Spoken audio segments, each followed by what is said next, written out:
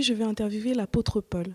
J'aimerais, apôtre Paul, que vous puissiez vous présenter à l'église GAS, nous dire d'où vous venez, comment vous avez connu le Seigneur et quand est-ce que vous avez pris la décision de vous consacrer à lui. Merci. Moi, je réponds au nom de l'apôtre Paul Kiengeben. Je viens de l'Angola. J'ai fait 25 ans dans le ministère. Je suis toujours persévéré dans la vie chrétienne, malgré les tribulations, malgré les persécutions, mais je suis toujours debout avec le Seigneur. Ça va.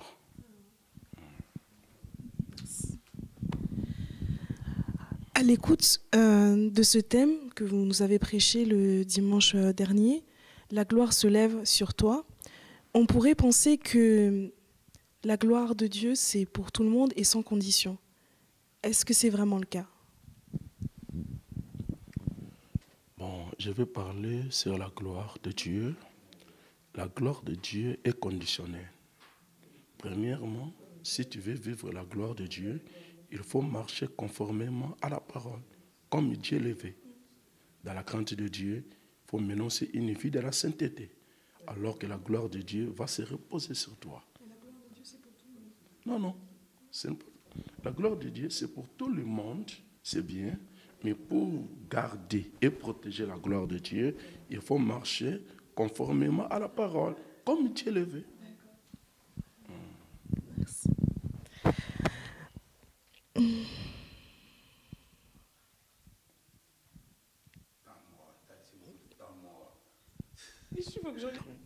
Vous avez beaucoup insisté lors de votre prédication sur l'importance de la repentance, qui fait partie, en fait, qui rentre en compte dans l'aspect de la nouvelle naissance.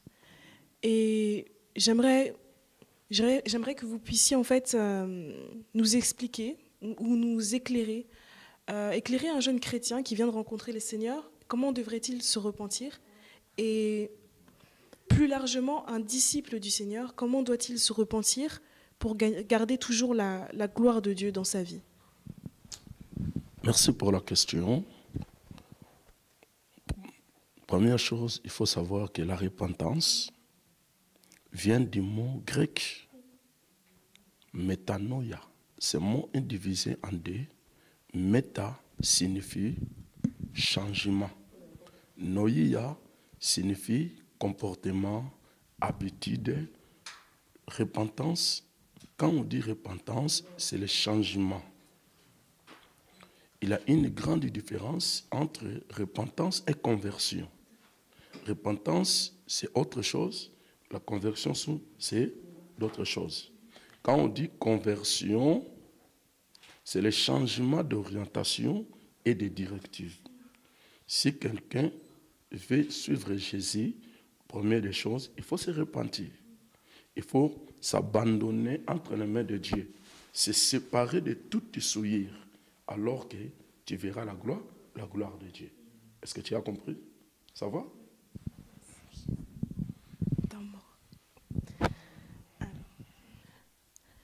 Lors de votre prédication, vous avez attiré notre attention en fait, sur le fait qu'il existait deux gloires, la gloire du diable et la gloire de Dieu.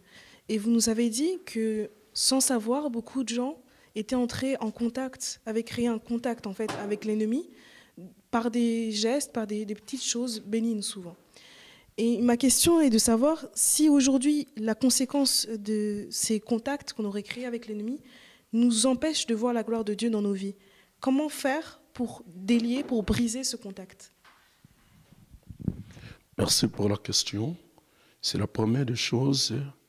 Il faut se donner à Dieu, s'abandonner entre les mains de Dieu, de prendre décision, de se séparer avec toute souillure, de se séparer avec tous les contacts avec le diable. Alors que tu verras la gloire de Dieu. La deuxième chose, il faut demeurer toujours dans la prière. Mener une vie de la prière, même une vie de la méditation de la parole. C'est ça. Ça va? Je vous remercie, apôtre Paul, pour cette interview.